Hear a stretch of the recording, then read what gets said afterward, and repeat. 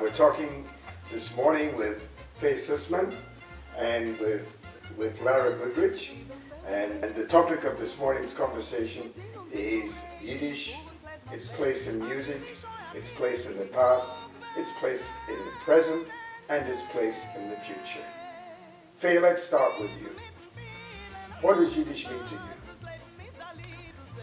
Mamelution, mother tongue, the language of my ancestors, my grandfather, his family, his ancestors, and my father. My parents are Holocaust survivors, and we live in Israel, so in my childhood, often people would come to play cards. They play Polish rummy and poker, and my father used to teach me little songs that his father sang to him. When the guests would come, he would call me. He'd say, "My Fegerle can sing a Yiddish Liedl. Dein Herz will kwecken. Come sing Fegerle. My Fegerle sing." Was your father musical? He didn't do much with it. My grandfather, his father, was a cantor. His brother, who immigrated to America, was a famous cantor in New York. And my father, when he realized that I inherited the gene or the gift, because I started humming when I was a little girl already, he started teaching me. He sang all the time, but he never wanted to make a career of it, no. Lara, in your family, did you experience much Yiddish? No, we didn't. It was not my family's language. Everyone spoke Russian. But what I love about Jewish culture and Jewish tradition is not only, there's so many things that is wonderful about Jewish tradition, but I love the humor. And a lot of the humor that we know comes from Yiddish, from all the American comedians, and also so much music comes from Eastern Europe, from the Jews who migrated to America. So that to me was the trail of understanding what Yiddish was, and that is such an inherent part of what I understand as Jewish tradition. Do you feel it when you listen to the music now? Yeah, it's fantastic. It is such an evocative sound. It's also a sound that is not far from gypsy music and not far from any traditional music. You listen to traditional Greek, traditional Egyptian, traditional, any kind of Eastern European music. It's very similar, but that flavor that is ever so Jewish is to me, it's timeless. It's actually timeless. Would I be right in assuming that Faye has got a commitment to the continuity of Yiddish, and it's not a commitment that you shared, but would I be right in assuming that it's now developed into a commitment that you sympathize with? Absolutely. I started investigating further Yiddish language when my dad had retired, and he was an academic, and I started singing a couple of Yiddish songs at Hakao Club and things like that. Burgess Center. Burgess Center. It's the first time I heard you. You were a little girl, young teenager playing violin and singing at the Burgess Center. I think I was in my 20s, but that's all right. And then he and I ended up doing the Diploma of Languages together at Sydney Uni. Yeah, so do I sympathise with that? Absolutely. So Faye, you decided that, what made you decide in fact to invite Lara to join you in your program to maintain the continuity of Yiddish through music? Well, as I was getting older, and a couple of years ago I wasn't very well, and I started to have this anxiety about, oh my God, I'm the only Yiddish singer in Sydney, or klezmer Yiddish singer in Sydney, performing in festivals around Australia and Irish pubs and jazz clubs that no other person does. Because it's not a chokhmah to sing within your own community, but letting the world know about it was something I wanted to do. And then the idea came to me, like, who am I? Who is going to take this over for me if something happens to me? And that I was involved in the very beginning with the She Madness, the production of She Madness Jewish Musical Festival. And I was on the artistic committee and the production committee. And part of my job was to book bands, and I hosted some soirees at my place. And it occurred to me that then I had this memory of Lara at the Burgess Center, because Lara's father then became the last president of the Yiddish Folk Center, and Lara's father passed away a couple of years ago, and I felt that she shared that special quality with her father and the Yiddish, like I did with my father. So I felt that connection, apart from the fact that I really admired her musically. So I thought to invite her to my place to perform at a fundraising soiree. And I was so moved. She sang a Yiddish song and a Russian song and I think a French song. She sang and that night, after the soiree was over, I laid in bed at night and I visualized the idea of passing it on to a beautiful, young, talented girl who shares that passion of the language and the connection with the father. And I asked her whether she would be interested to join me. And she was excited and it was born. Tell me about the Jewish day schools. Most of them have a very serious commitment to music. And does klezmer or even Yiddish itself play a part within their programs? Not enough. No, actually, unfortunately, which is extremely disappointing, Aliza Sidorovich and Uncle Velvo were very strong advocating for Yiddish, and she left Uncle Velvo in charge of the Yiddish in Moriah College, and they actually let him go because they said there was no longer place for Yiddish at Moriah College, and so the Hebrew was more important. And he was devastated actually about it. When you in Melbourne, it's very strong. I can understand why the Hebrew, but Uncle Velvo runs some Yiddish courses at his own home, and there are Yiddish groups who come together at each other's home. The Orthodox speak Yiddish. There are a group of quite a few people are doing it, but not at the school. But klezmer, yes. Klezmer, yes. All the schools have klezmer. The Emmanuel School has it. The Moriah College, but not the Yiddish. What does that mean to you? You, Faye, are a done deal. We know that you're totally committed to Yiddish as opposed to klezmer. What does it mean to Lara, the Yiddish aspect rather than the klezmer aspect?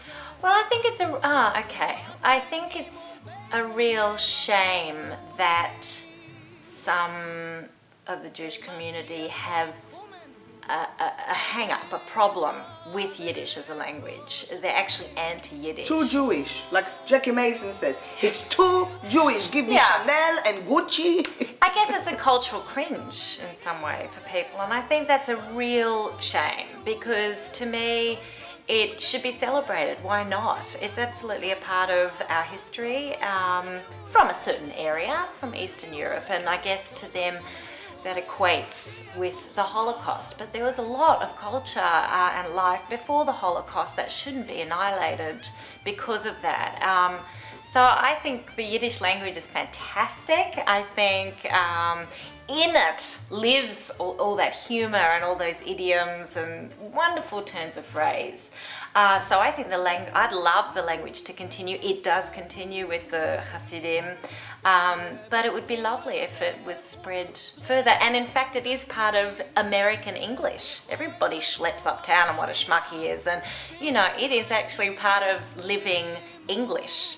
Has the music itself, the music been contemporized? Because every time I listen to music in Yiddish, it's the same songs that I've heard all my life, and it's songs from centuries ago already. Has anything been made to contemporize it? I'd say that Chava Alberstein takes all time, she takes poems, and she puts music to it actually, as well as singing other all-time favorites.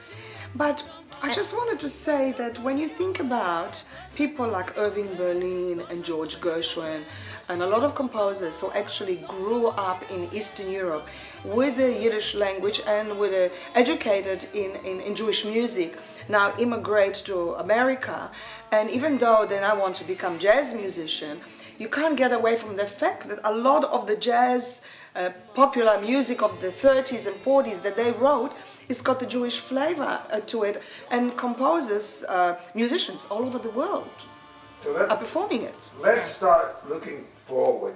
The divas, what role do you see them playing in the months, in fact, hopefully years to come? I think always looking for a new repertoire. We haven't actually considered writing music together. Maybe that's a good... Eddie has got some beautiful melodies, he told me yesterday. He's written some beautiful compositions, and he asked me, could we help him put lyrics to some of his... Fantastic. Yiddish lyrics to some of his music. And Faye did translate one of Eddie's songs called I Miss You, and it's gorgeous, it's fantastic, and it works perfectly. So in the same way, I wanted to say before, what I love about Ireland is that they have such an ancient music, and there was a time that Gaelic, the language, was very frowned upon, and then there was a huge revival, and Irish music still today is so contemporary and young people love it. So there's this continuation from ancient music to today, but it's so mainstream, and they're always writing new music. So it would be wonderful to see klezmer and Yiddish songs being written contemporarily. You know, how do you envisage the divas being exposed, or the music of the divas being exposed to school children?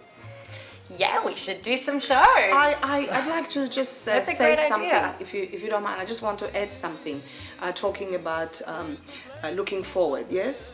Last year, I went to Poland for the first time since I was born, because I was born in Poland. Left when I was 4 years old to go to Israel.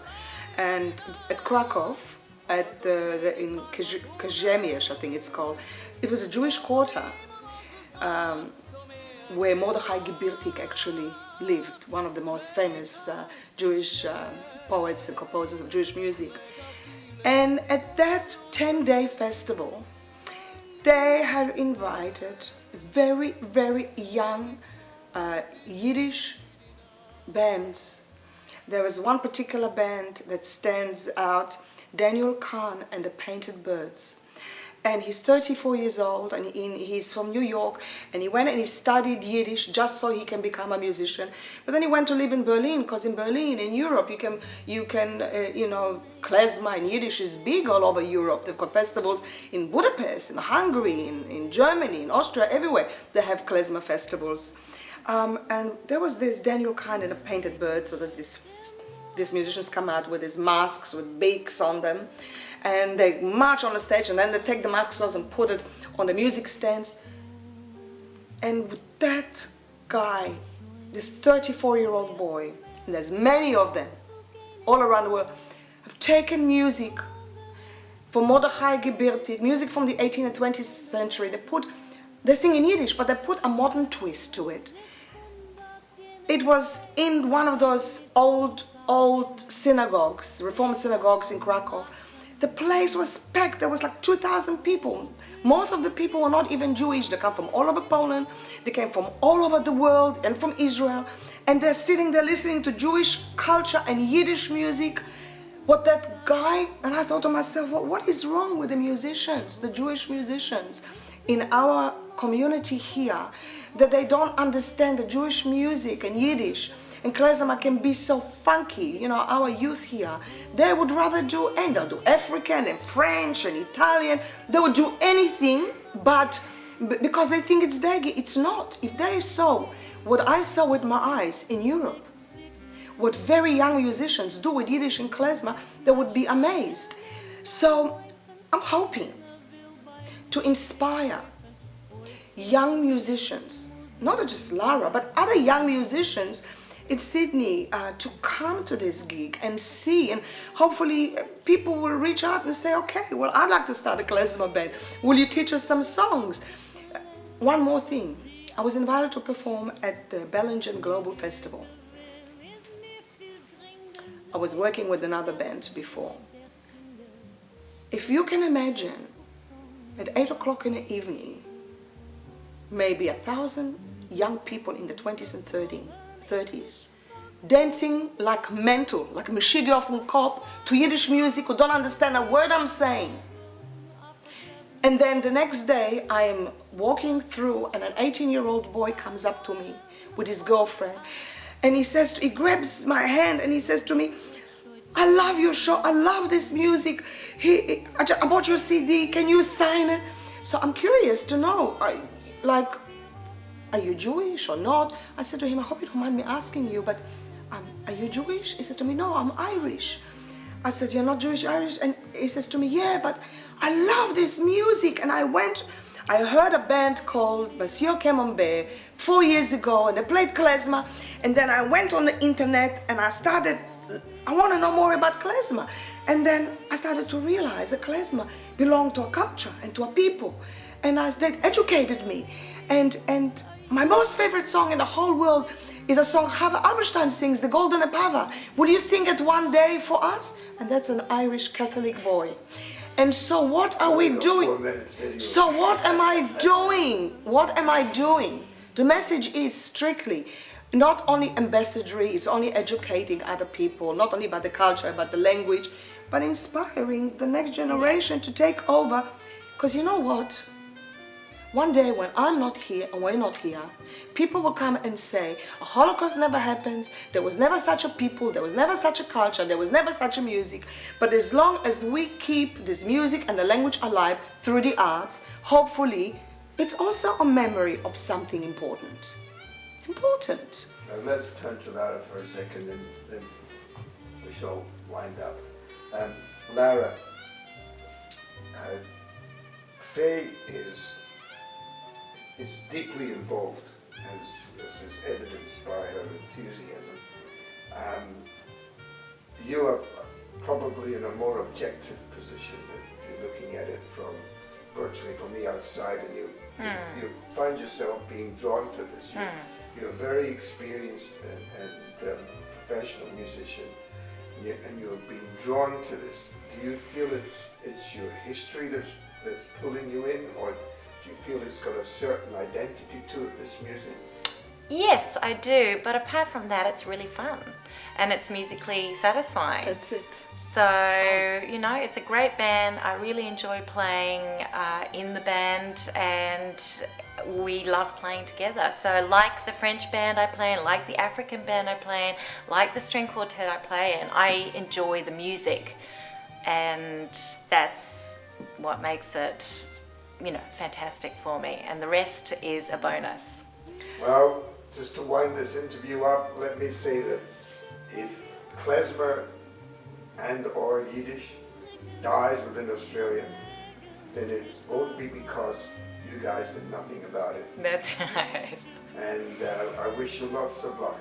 Thank you. I just want to mention about You Tammy. can mention more, it's okay, I can express it. I just would like to mention that not only I feel so blessed and privileged to be working with the most amazing musicians in Sydney, because 3 of the musicians are from the Monsieur Camembert band, and we've got Tammy Sussman, who is an actress, graduated from NIDA, a poet, and a stand-up comic, and so she's going to be opening the show. She's going to be the support act for us with some comedy, and then we're going to rock the house. Rock the house.